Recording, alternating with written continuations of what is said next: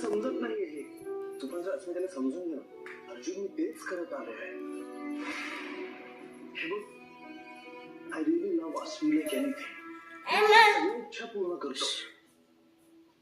आता सुद्धा मी खरं माझ्या टोरंटो ब्रांच मध्ये असायला हवं. तिथे HR डिपार्टमेंट मध्ये खूप मोठा इश्यू झालाय, तो सॉल्व्ह करायला हवा. पण मी काय करतोय, तर मी इथे अस्मीसाठी थांबलोय. मला दिसतंय की तू खूप करतो अस्मितेसाठी, पण ते तिला नाही दिसत आहे ना अर्जुन.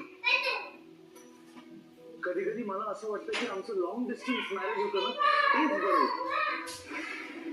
जेव्हापासून मी इंडियामध्ये आलोय तेव्हापासून भांडण, शंका, संशय हेच करते तुझी बहीण. हे बघ, मला मान्य अस्मितेचं बोलणं जरा हार्श आहे, पण ती संशय घेते असं नाहीये, असंच आहे. आणि मी सुद्धा माणूस आहे रे. मला सुद्धा तिच्या प्रेग्नन्सीची, आमच्या बाळाच्या सेफ डिलिव्हरीची काळजी आहे, टेन्शन आहे.